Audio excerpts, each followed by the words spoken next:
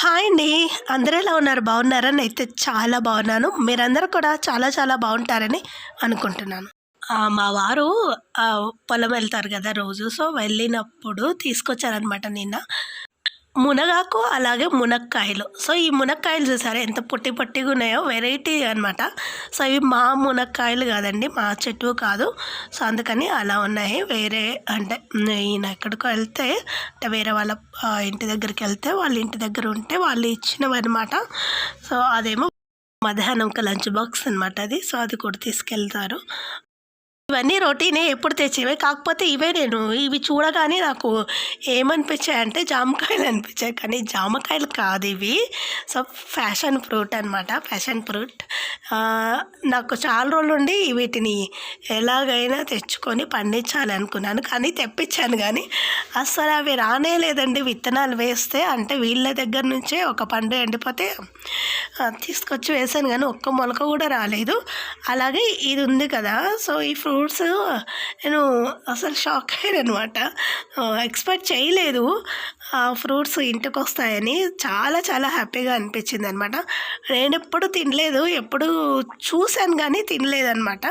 అంటే మా కాలనీలో ఒకరింట్లో చెట్టు ఉంటుంది కానీ నేను ఎప్పుడు దగ్గరికి వెళ్ళి చూడలేదు. ఇలా వెళ్తుంటే కనిపిస్తాయన్నమాట రోజు. నేను అదేమో పిచ్చి చెట్లు అనుకునేదాన్ని కానీ తర్వాత తెలిసింది అవి ప్యాషన్ ఫ్రూట్ బాగుంటాయని. కాకపోతే ఇవన్నీ కొన్ని కాయలుగా ఉన్నాయి, కొన్ని పండుగా ఉన్నాయి. సో, అన్నీ పండే అయినాయంట. నాకు తెలీదు. సో, గ్రీన్గా ఉంటే దూరగా ఉంటాయేమో అని. కానీ ఏం కాదు, లోపలంతా పండయ్యే ఉంటాయన్నమాట. పైన కలర్ కొంచెం చేంజ్గా ఉంటుంది. ఈ పండు పైన డొప్ప చాలా గట్టిగా ఉంటుందండి. అసలు కోస్తే కూడా ఆ రంభం చాకుతో కోసినా కూడా సరిగ్గా కొంచెం ఇబ్బందిగానే అనిపించిందనమాట.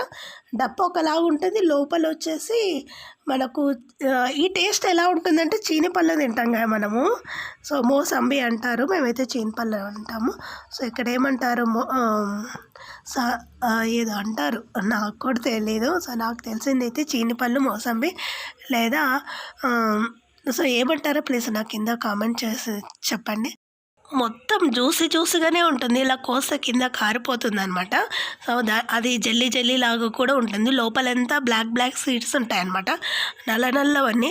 సో, అవి ఎలా తీయాలి అని నాకు కూడా కొత్తనే. కాకపోతే చూశాను నేను కూడా అదే మనకు చూస్తాం కదా సోషల్ మీడియాలో. అది ఎంక్వైరీ చేయకుండా ఎలా చేస్తారో నాకు కూడా తెలియదు కాబట్టి అలాగే తినొచ్చని ఒక టేస్ట్ చూసాను అనమాట. చాలా పుల్లగా ఉంది అది. సరే జ్యూస్ చేద్దాం ఎలా ఉంటుందో అని ఇంకా జ్యూస్ చేస్తున్నాను. నేనైతే మామూలుగా 2 కోయాల్సింది ఇద్దరికి. సో, నేను సరిపోదేమో అన్న ఉద్దేశంతో 3 కోసానమాట. సో, రాంగ్ ఇది. సో, 2 సరిపోతాయండి ఇద్దరికి. ఒక్కొక్క పండు ఇద్దరికి కూడా సరిపోతుంది అలా అనమాట. దీని పల్ప్ అంతా ఇలా ఈజీగానే వచ్చేస్తుంది. పైనంతా చెప్పాను కదా సేమ్ చీనిపళ్ళలాగే అనమాట. చీనిపళ్ళకైతే అవి లేయర్గా వస్తున్నాయి, వీటికేమో లేయర్లు ఉండవు కానీ సేమ్ అలాగే చీనిపళ్ళలాగే టేస్ట్ ఉంటాయన్నమాట.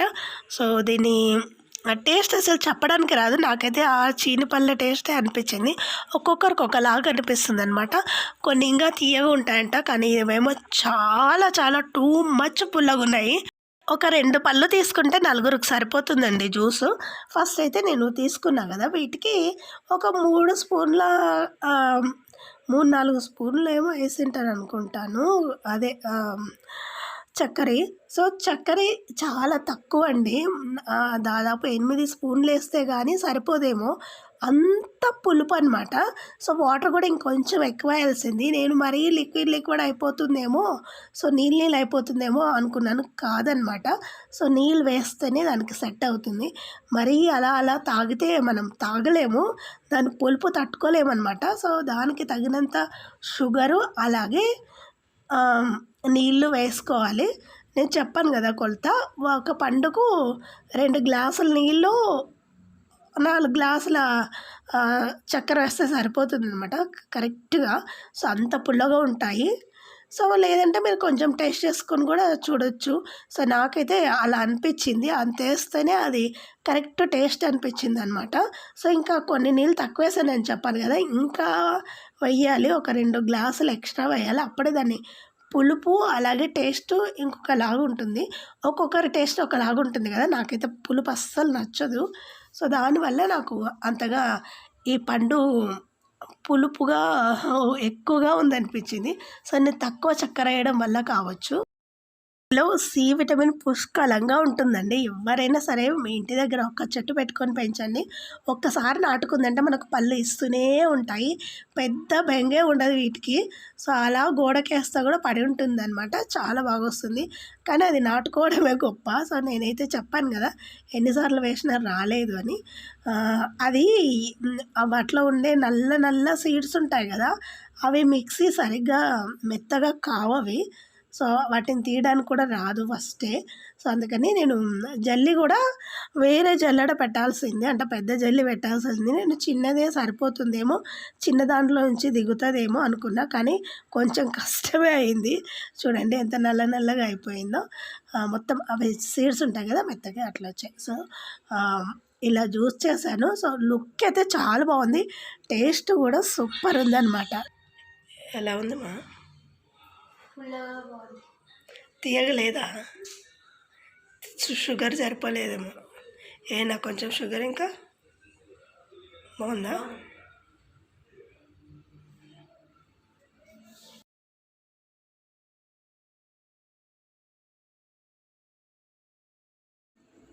చెప్పాను కదండి, ఒక సిప్ తాగగానే ఫుల్ పుల్లగా అనిపించింది నాకు. సో, ఒక్కొక్కరి టేస్ట్ ఒకలాగుంటుంది కదా. తనకేమో పులుపు నచ్చుతుంది, నాకు అంతగా పులుపు నచ్చదు.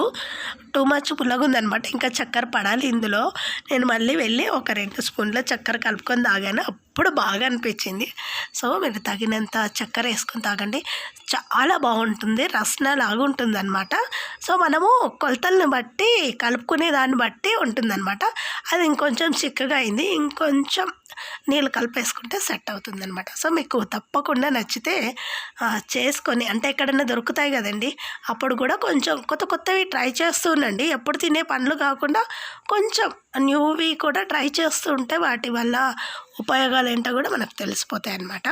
సో, డాక్టర్స్ కూడా ఈ మధ్య చాలా మంది తాగమని చెప్తున్నారు కదా, అందుకు ఇంకండి అది ఈవినింగ్ తాగిన తర్వాత కొద్దిసేపు, అంటే దీపం అన్ని పెట్టేసిన తర్వాత మళ్ళీ సాయంకాలం ఇప్పుడు నేను నువ్వులు వేస్తున్నాను. ఎందుకు అంటే నువ్వుల పొడి అలాగే బుడ్డల పొడి అవి చేసి పెడతాను కదా ఎప్పుడు నేను.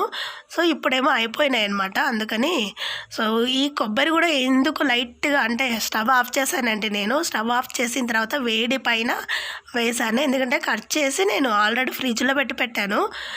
నాకు తీరుకున్నప్పుడు, ఓపిక ఉన్నప్పుడు అట్లా కట్ చేసి పెట్టేసి తర్వాత కావాలనుకున్నప్పుడు ఇలా తీసి వేస్తూ ఉంటానన్నమాట. ఇంకా చాలా ఉన్నాయి కదా, ఒకేసారి ఇంకా మిక్సీ పెట్టేద్దామని ఆ రోజు కోసి పక్కన పెట్టాను. సో, అవి కూల్గా ఉంటే మళ్ళీ మిక్సీ పడితే అంతగా మిక్సీ కావు, పైగా నీళ్ళు కూడా అనమాట బయట పెడితే. సో, ఇలా కొంచెం వేడి పైన పెడితే కూలింగ్ తగ్గుతాయి, అలాగే దాంట్లో ఉండే తేమంతా వెళ్ళిపోయి బాగుంటాయి అన్నమాట. ఇప్పుడు వాటిని వేయించి పక్కన పెట్టేశాను. సో, ఇప్పుడు నేను ఏం చేస్తున్నా అంటే బీరకాయ కర్రీ చేస్తున్నాను నైట్కు. సో, అందుకని మీకు కూడా ఒకసారి చూపిస్తున్నాను. సో, ఫస్ట్ తాలింపు వేసి నూనె వేసి అవి చిటపట్లు ఆడిన తర్వాత ఉల్లిపాయలు అలాగే కొంచెం అల్లం వెల్లుల్లి పేస్ట్ వేసి అవన్నీ దోరగా వేయించిన తర్వాత మనం బాగా కడిగి కట్ చేసి పెట్టుకున్నటువంటి బీరకాయలు కూడా వేసేసుకోవాలి. సో, పొట్టు కొంచెం తీయాలండి పైన. పచ్చడికైతే తీయనక్కర్లేదు, కర్రీకి అయితే పైన కొంచెం అది ఉంటుంది కదా పొట్టు. సో, తీసేసేయాలి. తర్వాత వేసుకొని కాస్త కలిపేయడమే. బీరకాయ కర్రీ చాలా చాలా బాగుంటుందండి, అంటే మనం చేసేదాన్ని బట్టి. ఈరోజు మాత్రం నేను పాలు పోసి బీరకాయ కర్రీ చేస్తున్నాను. సో, పాలు పోసి బీరకాయ కర్రీ చేస్తే సూపర్గా ఉంటుంది. సో, నేను చాలా రకాలు చేస్తాను బీరకాయతో. నింపుడు మసాలా కర్రీ చేస్తాను, అలాగే బీరకాయ చట్నీ చేస్తాను, అలాగే ఇంకా బీరకాయ అదేమంటారు వేరే యాడ్ చేసి కూడా చేస్తానన్నమాట. నాకు ఎక్కువగా నచ్చేది ఏంటంటే బీరకాయ నింపుడు కర్రీ, అలాగే బీరకాయ పాల కర్రీ అనమాట.